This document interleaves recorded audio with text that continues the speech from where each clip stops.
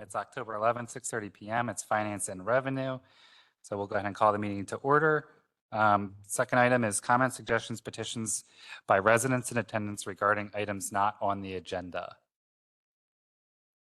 Alrighty, seeing none, we'll move on to 3A, which is question and answers for the 2024 operating budgets for administration and finance. Mr. Flynn, any questions? No. I mean, the big question I'm always wanting. No, go ahead. I mean, I guess Mr. I don't have a presentation for tonight. We're going to have preliminary budget all put together, posted to the web page by Friday. And Tuesday at the work session, I'll go over full council. So, Sal, the finance director department, has been working a lot since we last spoke. And I think where we left off was $558,000 gap in the general fund. 9%. That's the bridge. We have since got that number down to about $80,000, which is less than 0.3% of the overall budget, and require 2% property tax increase, more or less, to bridge. It's not the only method the council could employ to bridge that gap. So what we're going to do is present the budget to you, the decision choices we made to get there.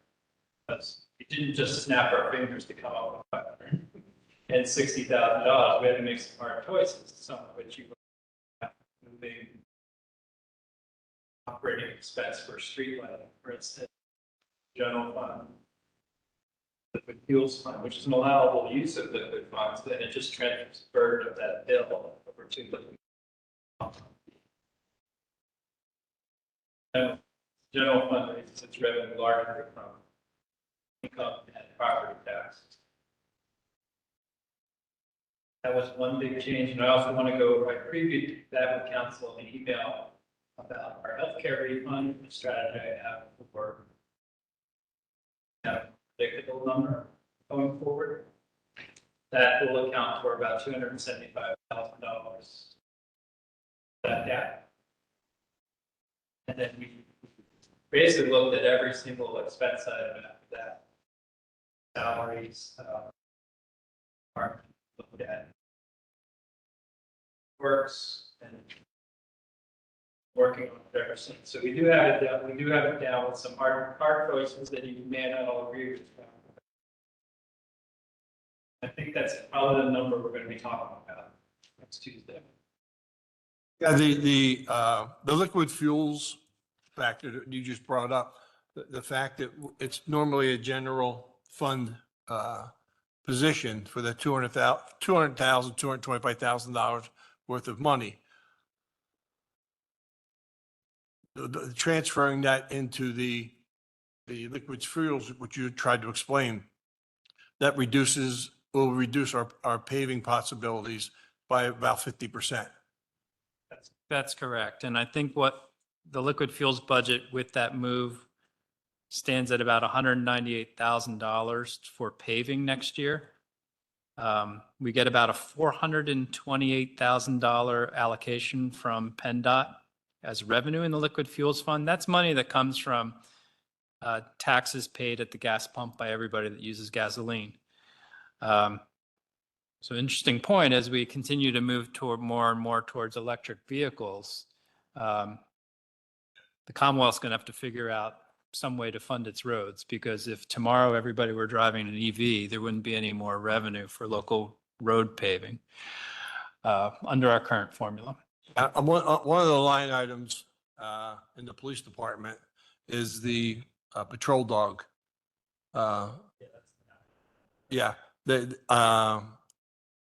if we decide to go with the patrol dog, that dog will be here longer than you and me, and I know you, because the longevity of an animal is about 15 years, and it's not the general expense of the dog that has me concerned, because it's disability insurance, health insurance, care, having to upfit a police car specifically for a canine. There's many other facets other than just, saying that we need a patrol dog. I think it, patrol dog would enhance our police department. It would give them more capabilities of doing what they need to do. But the long range expense doesn't go away. And we probably would also have to take out a retirement program for the dog, because once the dog's retired, it's, somebody has to take care of the dog in retirement. So it's a very expensive proposition, but it has me, that's one of the line items that had me concerned, along with, we just talked about the new computer program, but you explained to me about the computer program going through. But that in the police budget, that was one of the things that stood out to me, because I realized the longevity of and the care of the animal, so it's a whole lot of policies I think we have to have to protect the dog in case there's something goes wrong, so it's just my thought process on it. It's come on up. I'm glad you showed up, Lieutenant. Did you know I was going to talk about that dog? I just think that's earlier than I was ready for, but that's all. You brought up a lot of good points for me. I'm sorry, Josh Lee, Lieutenant with the Police Department. There are a lot of points to address in what you said. There are a lot of costs associated with starting a K-9 program, which is what the chief proposed, with an ultimate goal of bringing in a K-9 in 2024 and then again another one in 2025. So there's a cost to the dog itself, and there's a cost of the training for the officer that's going to be the handler for the dog. The cost we're bringing to you tonight that you'll see up there is roughly $9,500 for this year. And what that does is it reserves the dog and the training for the dog for next year. And upon delivery of the dog in late spring of next year, the balance of that $19-some thousand would be due. So it's a little misleading when you see that we're asking for almost $20,000. We're not. We're asking for that spread over the course of 2 years. So $9,500 this year as a deposit, followed up next year. There are additional costs, obviously, a car that has to be upfitted. The cost of upfitting a K-9 car is, in comparison, almost the same as the cost of upfitting a regular car, something we do 2 of or 3 of every year anyway. So that's almost cost neutral. Another thing you mentioned was insurance. The borough's liability insurance policy would cover the dog. There's a rider that'd be associated with that. We got a quote earlier. It's something along the lines of a few $100s per year. There is health insurance that you could get for a dog. I think the health insurance. Yeah, some people have it. Liability insurance is really important. Some people have that for their own, for their own dog. There is health insurance. That's something that runs along the line of a few $1,000s a year. Care of the dog, just like any other dog, whether we're a pet or a working dog, similar. Food costs, for a dog, something along the lines of a few $100s a month moving forward, and then obviously continuing on. You could insure yourself against the loss of the dog, get a policy that, would ensure, hey, if something happens to the dog, here's X amount of money to replace. That's not something that's very popular. People, agencies don't often do that. I think, I'm not an insurance expert, but that's something that really probably wouldn't pay for itself unless you lost the dog very early on in the dog's career. Longevity of the dog, you mentioned that, 15 years would be amazing. Longevity of a working dog is 7 to 10 years. 8 or 9 is the sweet spot there. I'd expect Mr. Metrick to still be around at the end of, when we're getting a new dog. Certainly if you have any other questions, I'm happy to answer. I'm not the expert, but I've done a lot of homework to bring this to the point we're at now. Still have a lot of work to do, but if you have any questions, please ask now. I'm happy to answer the best I can. Those were the things that were going through my mind because the patrol dog, in my mind, is now an officer. And grant you, it's an animal, but I believe that dog should have the exact same benefits as any working police officer in the borough, because it's, Could you be more specific? well, because of the health insurance, Okay. disability insurance, retirement, those things that, the dog, I don't want it to be, my world is not disposable. We saw what happened with the police dog for the Nello, how hard those dogs work. Sure. And my fear is that they get hurt. Oh, okay. Yeah, and I don't want the dog, well, the dog's going to do its job, and it could get hurt in the line of duty. And Yes. I want to make sure that if it gets hurt in the line of duty, we provide for that animal. That's my main thought process of it. Again, I yeah, don't want to turn it sure. into a lap dog. Sure. I'm confused when you say things like retirement. I don't think, well, I know the borough would not be on the hook, Care of it. would not be on the hook to fund a pension for a dog. Yeah. It would not. That's not a thing. I mean, when the dog retires, Sure. okay, does the dog, someone still has to take care Oh, of it. okay. So typically what happens, I'm sorry, I misunderstood. Yeah, that's the retirement aspect I was talking So about. typically when a dog retires, its handler, probably 9 times out of 10, its handler will buy the dog from the municipality for a nominal fee. We'll say, I'll buy the dog now for $1 and take over ownership of the dog and responsibility for the dog, financial responsibility, everything else for the dog. That's typically what would happen. You see time and time again, these handlers, they build bonds with the working dog, and it becomes natural for them to then hang on to that working dog. Does not happen all the time, but that's overwhelmingly, that's what happens. It would no longer be on the borough's payroll per se. I just want to make sure that, when the dog is done doing what it's supposed to do, there's which I didn't know the process. There's a process there to take care of it. Yep. Until it passes away. Sure. And, Yeah, that process is in place. yeah, it's the dog being a member of, your staff and our borough, and with the same respect, it'll get a badge, right? I'm sorry. It will get a badge. The dog will get a badge? Yeah. Yeah, the dog, there's all sorts of equipment to be associated with the dog, identifying garment. So Yes. it's a working, Right. working member of the staff. I just want to make sure that all the steps are taken to take care of the animal. Sure. And that's my main thing. Sure. Yep. $19,000, that's not a very a lot of money, a large amount of money.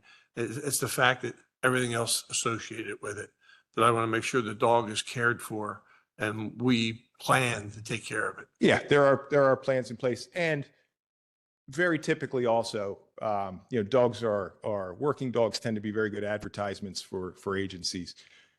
You see, if you follow on the Twitters and the Facebooks, you see police departments that have these working animals that, the animals sometimes become the face of the agency. There are campaigns that the borough and the police department could engage in to fund or to seek funding, donation, et cetera, sponsorship of the working animal or equipment associated with the working animal. We have some plans for that in place moving forward, but those are extras. I would expect that would happen, but I'm not counting on that happening. Appreciate it. Thank you. The mayor had her hand up way back there. Hello, Mayor. But I was going to just add, yes, the dog should go.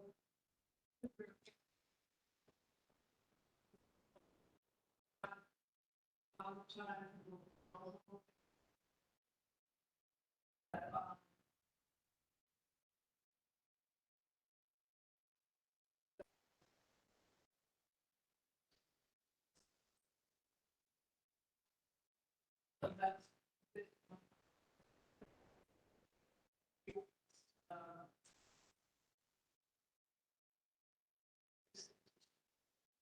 Yeah, Lieutenant Lee, when I was working at the Pathonetary at the courthouse, I remember they would leave the dogs in a kennel at in the basement of the courthouse overnight. I don't know if every dog stayed there. Are we going to build a kennel downstairs in the event, the officer goes on vacation or I'm something? told the chief was going to volunteer his office for the kennel. There you No, there's relationships that we will maintain with the professionals, with kennels that do that are equipped to handle working dogs. They exist. No, it wouldn't be the type of thing where the dog would be staying in the basement at the police station when the handler's on vacation. No. I appreciate it. Thank you. So I was just imagining actuarial tables for dogs and determine if they're vested with dog years. But all right, any other questions? All righty, seeing none, then we can move on to our September 2023 financials. Good evening. We can move over to page 2, please. So looking at the September 2023 cash balances report, we started the month with 20,819,406 in cash. We brought in 5,795,260. We spent or transferred between funds 6,634,730, and this leaves us with an ending cash balance of 19,979,936. Moving over to page 3, the budget to actual summary by department for the year ended 9/30/2023. We had actual revenues of 32,233,795. This is offset by actual expense of 26,130,428, and this leaves us with a net income across all funds of 6,103,367. And of this amount, 1,192,703 is attributed to the general fund, 974,921 to parking, and 1,577,065 to wastewater. Looking at the rest of the reports, some of the highlights. At this point in time, we would expect most budget line items to have about 25% remaining. EIT and real estate taxes continue to perform very well. Our interest income is also doing very well. Year to date, we've booked $76,243. This is $73,743 over budget. We received our state aid on September 27th. The amount that we received was $897,495. This was $137,495 over budget. That money was then transferred to RBC for deposit into the pension funds the same day. And of the $897,000 that we received, $354,491.38 went to the non-uniform, $543,003.41 went to the police pension, and as of 9/30/2023, both MMOs have been satisfied for the non-union and the police pension. Public Works and Police, both overtime is operating within budget at this point in time. The Fire Fund continues to be over budget on their utilities, equipment maintenance, and repairs. And in the Wastewater Fund, overtime is over budget by $9,500. And then the emergency contingency line, where we spent the money for the sewer spill. Year-to-date expenses on that line item were $72,448, and that is $42,448 over budget. Are there any questions?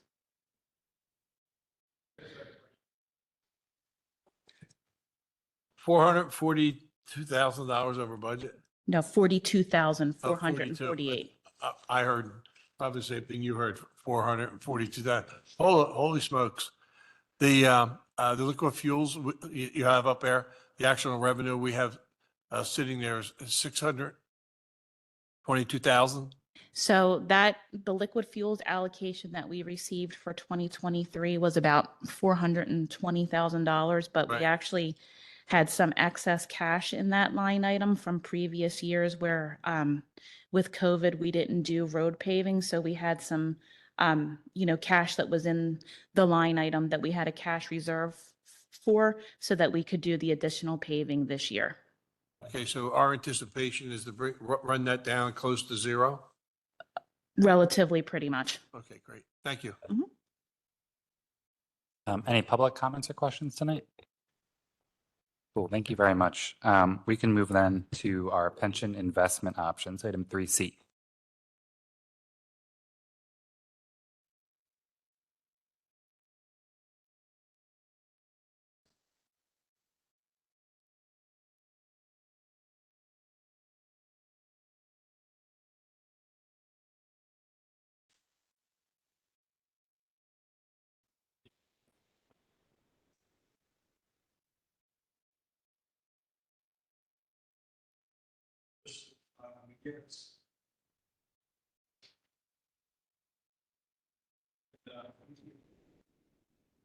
For Mr. Metric, the three questions he has is how much is RCB charging us to manage our, I don't expect you to know the answers because it's off the cuff questions from Mr. McGinnis for next week.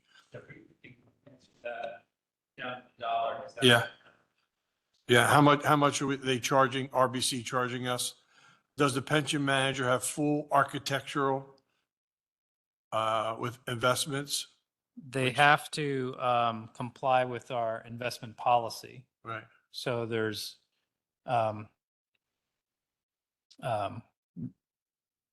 ratios in which they can weight fixed income securities and equities Right. that they have to comply with, and they have a little bit of range within those Mm-hmm.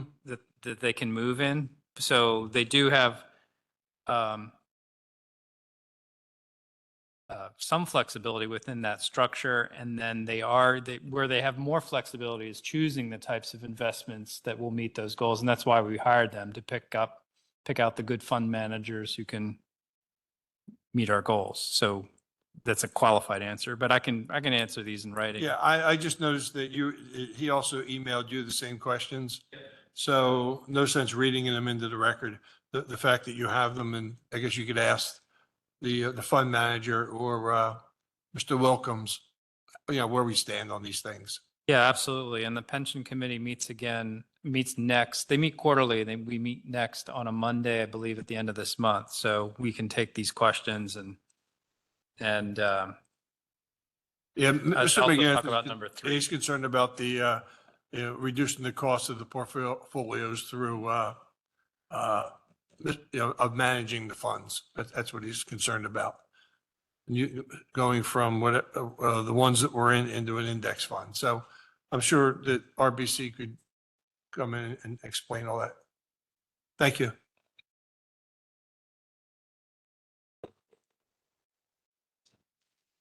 Right, is there anything else to discuss under the investment options there?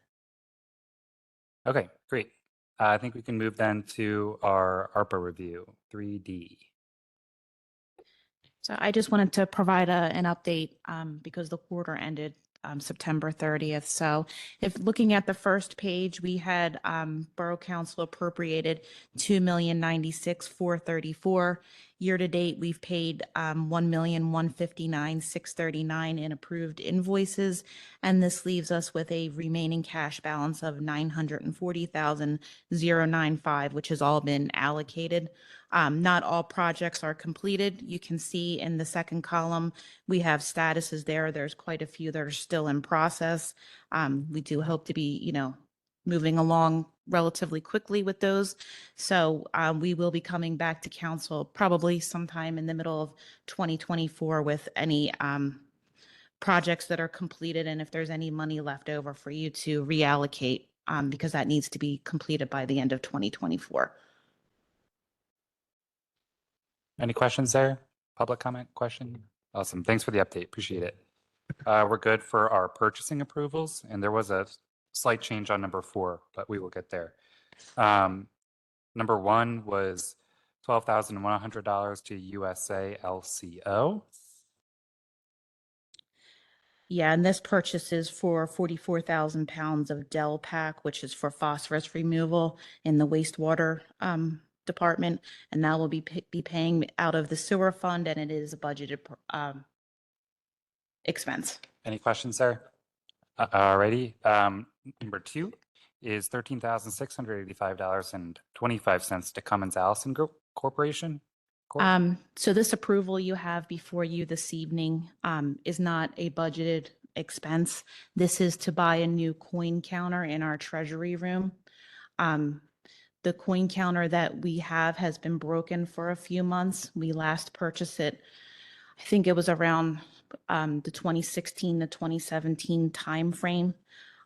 For context, we ship out between 10 to 15 bags of quarters and mixed coins, which total about $1,000 each.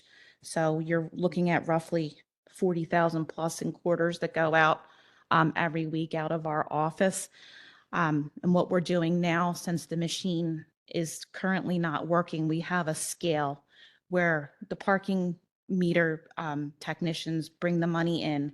We scoop it into a blue recycling bucket, and then that money goes into a bag and we weigh it on a scale, because I'm trying to get it to be as close as possible to $1,000 for each bag.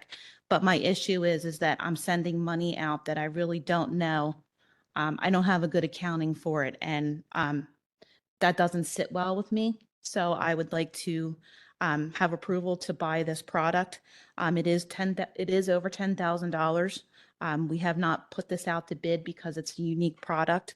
It's not being purchased through CoStars because the vendor that we are looking to buy from is not a CoStars vendor. But we did a lot of research trying to find a product that's similar. And quite honestly, there's really not anything out there that's similar to this, unless, you know, we're in the casino business, and some of those are pretty big and expensive. So it is a slight upgrade to the model that we have now. And this does come with maintenance, which was a big issue on the other machine. We had a hard time getting people to come in and service it. So Mr. Metrick, could this run through the parking fund?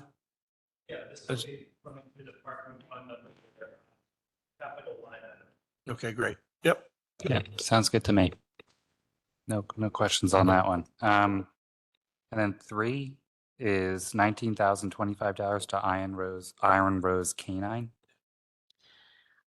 So Lieutenant Lee had spoke about this earlier. So this was an expense that was in the budget for ARPA funding. There was $15,000 in there, and I realize that this is over 2 years and there's a $9,500 deposit, but since it is over $10,000, it did not go out to bid, but it is a unique product and it's not a CoStars related purchase. This is why it's before you for your approval. Any questions? Cool. Yep, sounds good. And then 4 is a slight modification. It's going to be $13,049.50 to Univar, if I'm saying that right, Solutions for soda ash. Yeah, this is another purchase for the wastewater department for soda ash. It's for 25 tons, and the purchase per ton is 521.98. It is a budgeted expense, and it will be coming out of the wastewater fund. Great. Yeah, no issues there. Okay, thank you very much. I think we have minutes, which were fine by me. Any other business tonight? All righty, seeing none, we'll go ahead and adjourn at 6:59. Thank you.